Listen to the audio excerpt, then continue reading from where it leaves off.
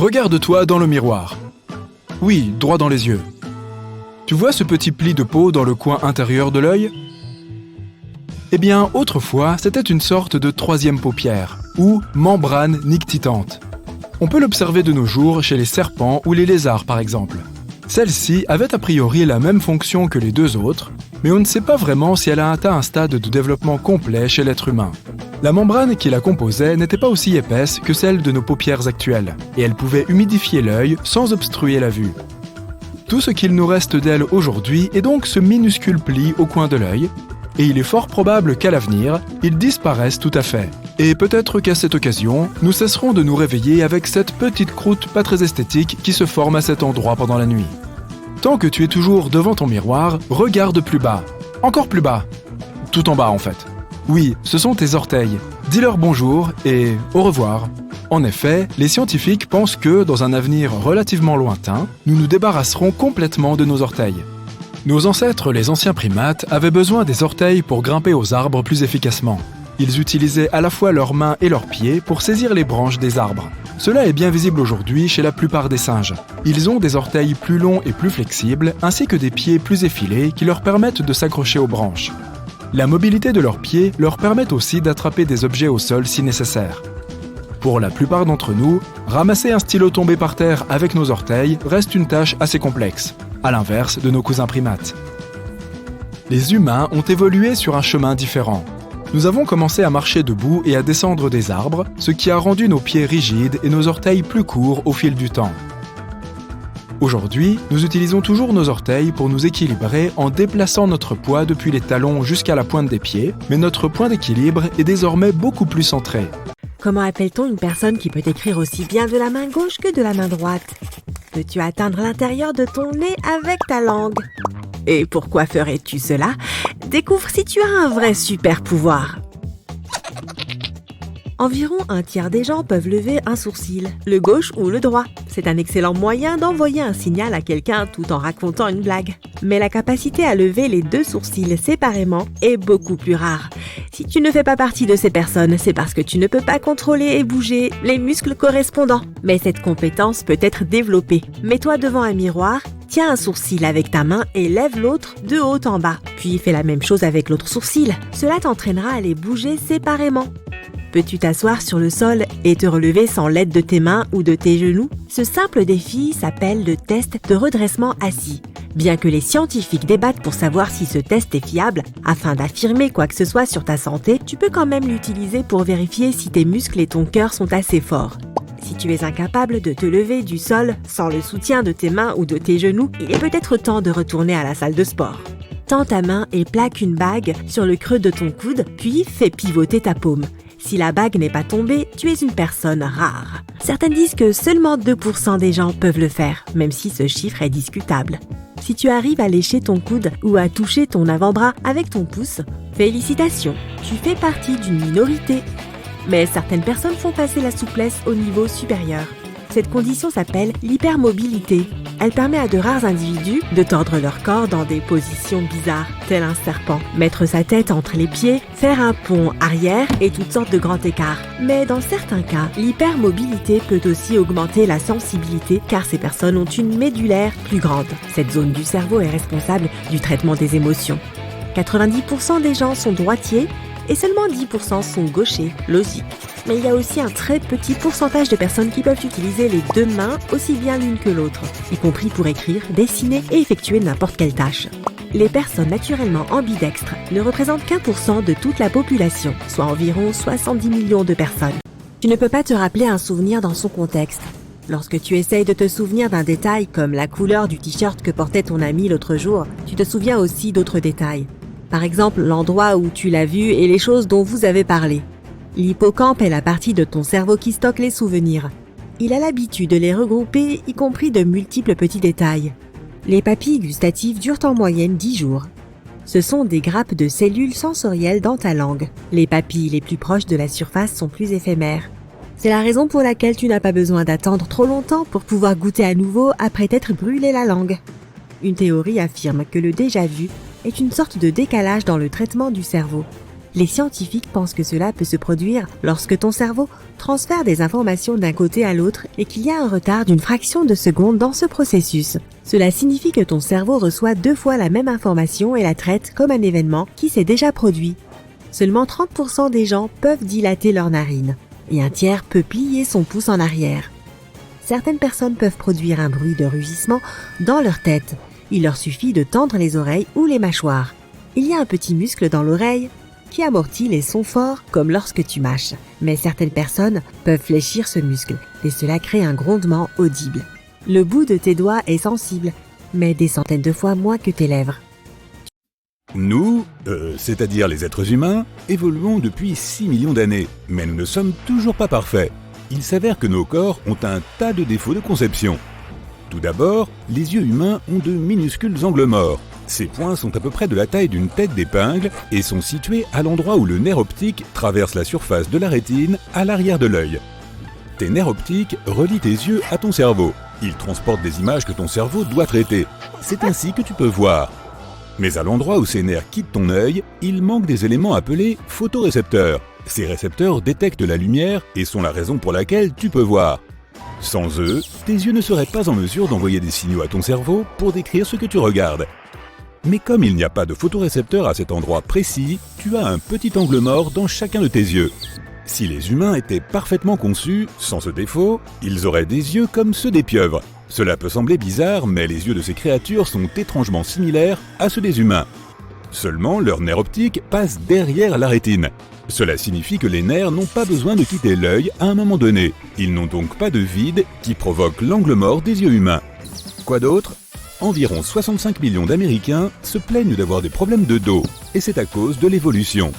Tout comme les chiens, les humains avaient l'habitude de marcher à 4 pattes. Lorsque les gens marchaient sur leurs mains et leurs genoux, la courbe de leur colonne vertébrale était à peu près parfaite, et tous leurs organes étaient à l'aise. Pour cette raison, il n'y avait jamais de pression sur leur dos.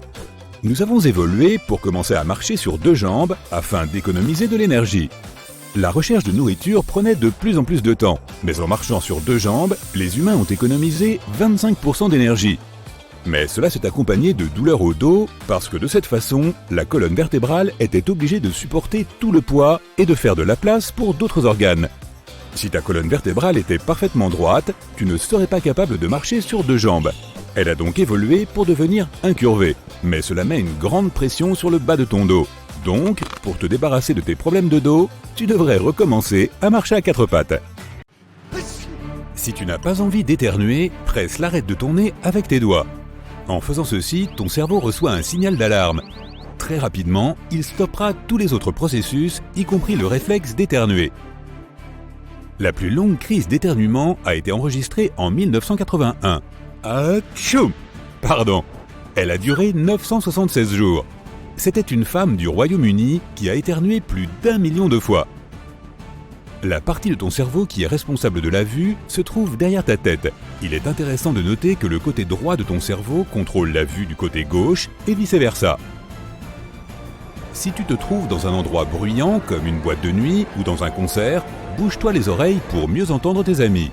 Presse le tragus de ton oreille, la bosse de cartilage recouverte de peau située devant le conduit auditif. Oriente ensuite cette oreille vers ton ami. Si tu te sens nerveux, ferme le poing en laissant dépasser le pouce et souffle doucement dessus. Si tu n'arrives pas à stopper un hoquet, mets un glaçon sur ta langue. Tu peux aussi te boucher les oreilles avec les mains et boire un verre d'eau d'un coup avec une paille. Tirer la langue ou lever les bras vers le plafond peut aussi fonctionner. Lorsqu'une personne ronfle, le son ne dépasse généralement pas 60 décibels. C'est le son d'une conversation normale. Mais parfois, le niveau sonore peut atteindre 80 décibels. C'est le bruit d'un mixeur en marche. Si tu veux te réveiller plus rapidement, retiens ta respiration pendant un certain temps. En faisant ceci, ton cœur se mettra à battre plus rapidement et ton corps s'activera plus vite. Léonard de Vinci avait l'habitude d'écrire ses pensées dans un journal de droite à gauche. Le but réel de ces écritures en miroir est encore inconnu. Mais certaines personnes suggèrent qu'il essayait simplement d'éviter de barbouiller sa page d'encre parce qu'il était gaucher. Mais attention, rédiger un texte en miroir n'est pas une tâche facile pour la plupart des gens. La plupart des gens dépendent des prévisions météo et doivent adapter leur tenue en fonction de la saison pour éviter d'attraper un rhume. Mais pas tout le monde. Certains chanceux ont appris à maintenir leur corps chaud par n'importe quel temps. Ces héros intrépides peuvent marcher dans le froid en ne portant qu'un maillot de bain. Ils peuvent rester debout dans la neige, pieds nus, et même nager dans une rivière gelée ou un trou de glace. En général, ce don ne vient pas naturellement. Ces personnes entraînent leur corps pendant des années jusqu'à ce qu'ils s'habituent à supporter le froid extrême. Bien sûr, ils ne le font pas juste pour le plaisir.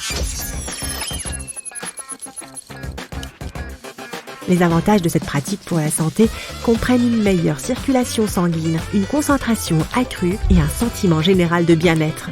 Et toi, combien de secondes peux-tu rester pieds nus dans la neige? Tends ta main devant toi. Serre tous tes doigts ensemble, sauf le pouce. Écarte maintenant l'index avec le majeur dans une direction et l'annulaire avec l'auriculaire dans une autre. Tu as réussi? Si oui, tu ferais probablement un merveilleux musicien, car les nerfs de tes paumes sont bien développés. Es-tu sensible quand tu te chatouilles toi-même? Normalement, non. Cela ne fonctionne que si quelqu'un d'autre te chatouille. Cela se produit parce que la zone du cervelet qui contrôle les mouvements prédit les sensations provoquées par tes propres mouvements. Ensuite, il envoie un signal à d'autres parties du système nerveux pour annuler ces sensations. Mais certaines personnes peuvent se faire des chatouilles à elles-mêmes. Si tu ne fais pas partie de ces personnes, toucher une nouvelle texture que le cerveau ne reconnaît pas encore ou utiliser un masseur de cuir chevelu peut t'aider à stimuler tes nerfs et à te détendre. Revenons au visage maintenant. Ouvre la bouche et fais « Ah ». Si tu as la chance de ne pas avoir de dents de sagesse, alors tu peux être fier de savoir que tu es un pur produit de l'évolution. Comme tu le sais peut-être, les dents sont la seule partie du corps humain qui ne se répare pas toute seule. Si tu perdais toutes tes dents à cette sombre époque où il n'y avait pas de dentiste, ta seule option consistait à ne consommer que des aliments liquides. Les scientifiques pensent que la nature nous a donné des dents de sagesse pour remplacer les dents plus anciennes et usées que nous avons depuis l'enfance. C'est pourquoi elles poussent si tard dans notre vie. Mais aujourd'hui, avec tous les progrès réalisés par la chirurgie dentaire, nous avons tendance à garder presque toutes nos dents intactes jusqu'à un âge avancé. Et même si nous en perdons, nous pouvons toujours les remplacer. Cela fait des dents de sagesse un vestige un peu dépassé, ce qu'elles semblent comprendre par elles-mêmes, puisque de moins en moins de personnes n'ont besoin de subir l'épreuve que représente leur extraction à l'âge adulte. En parlant de dents, toute notre mâchoire a évolué au cours des 10 000 dernières années. Et il est prévu qu'elle change encore plus à l'avenir. En fait, de toutes les parties de notre corps, c'est celle qui s'est transformée le plus rapidement. Lorsque les premiers humains survivaient grâce à la chasse et à la cueillette, ils avaient besoin de mâchoires massives et puissantes ainsi que de dents plus grandes pour pouvoir mâcher la viande crue et broyer les plantes. Lorsqu'ils se sont mis à cuisiner, puis à cultiver, leur nourriture est devenue moins dure et leurs mâchoires se sont adaptées en conséquence. Au fil du temps, elles ont rétréci de plus en plus et il est probable qu'elles continueront de le faire. Avec beaucoup d'aliments transformés qui ne nécessitent pas beaucoup de mastication, les humains du futur auront probablement des traits de visage plus délicats, des mâchoires fines et des pommettes lisses. Certaines parties du corps ne disparaissent pas, mais font au contraire un retour en force. Il y a 100 ans, la fabella, un os minuscule situé à l'arrière du genou, n'était présente que chez environ 11% des gens, et les scientifiques pensaient qu'elle disparaîtrait entièrement et rapidement. Mais contre toute attente, ce petit os courageux a réussi à se retrouver dans les genoux de 39% des humains aujourd'hui. On ne sait toujours pas exactement pourquoi la fabella est revenue. Mais l'hypothèse la plus plausible est que nous sommes devenus plus grands et plus lourds que nos ancêtres. À mesure que notre alimentation est devenue de meilleure qualité et plus nutritive, notre taille et notre espérance de vie ont augmenté. Nous sommes d'ailleurs aujourd'hui probablement à l'apogée de notre taille évolutive. Et la fabella est peut-être apparue dans notre corps pour fournir une surface lisse au tendon derrière le genou pour qu'il puisse mieux glisser, réduisant ainsi la friction et les risques de dommages dus à l'usure. Nous avons des bactéries capables de produire de l'électricité dans nos intestins. Ces bactéries dégagent des électrons, ce qui crée de minuscules courants électriques. Ce pourrait être un moyen de générer de l'énergie et allumer des lumières. À la fin de sa vie, une personne moyenne peut se rappeler jusqu'à 150 000 milliards d'informations. Si tu te brosses les dents avant de manger ou de boire quelque chose, tu risques d'endommager tes papilles gustatives. En effet, la plupart des dentifrices contiennent deux substances chimiques, le lauryl éther-sulfate de sodium et le lauryl sulfate de sodium qui diminuent la capacité à goûter les aliments sucrés et augmentent celle à goûter les aliments amers. La mutation du gène DEC2 permet à certaines personnes de ne dormir que quelques heures par nuit pour se sentir en pleine forme. En moyenne, ces personnes se réveillent à 4 ou 5 heures du matin. Moins de 5% de la population mondiale présente cette caractéristique. Seuls les êtres humains produisent des larmes liées aux émotions. Les animaux pleurent pour lubrifier leurs yeux. Les femmes ont plus de papilles gustatives que les hommes. C'est l'une des raisons pour lesquelles 35% des femmes sont des super goûteuses, c'est-à-dire des personnes qui ressentent plus de saveurs que les autres. Seuls 15% des hommes ont cette capacité. Il est difficile de reconnaître une personne que l'on connaît déjà si, sur une photo, cette personne n'a pas de sourcils. Cela prouve que les sourcils sont plus importants que les yeux dans la reconnaissance des visages. Lorsqu'elles croisent leurs mains, 50% des personnes placent leur pouce droit au-dessus du pouce gauche, 49% des personnes font l'inverse et 1% placent leur pouce l'un en face de l'autre. Ton cerveau contient plus de 86 milliards de cellules nerveuses reliées entre elles par 100 000 milliards de connexions. C'est bien plus que le nombre d'étoiles dans la Voie lactée. Et si tu voulais compter toutes ces cellules, cela te prendrait 3000 ans. Quelle formidable perte de temps! La capacité mémorielle de ton cerveau équivaut à 4 téraoctets sur un disque dur. Cela représente plus de 8 millions de photos. Tu es susceptible de garder en mémoire jusqu'à 10 000 visages différents. Ce nombre varie d'une personne à l'autre, mais la moyenne est de 5000. Cela ne signifie pas que tu peux mettre un nom sur chaque visage. Il s'agit seulement d'en reconnaître les traits.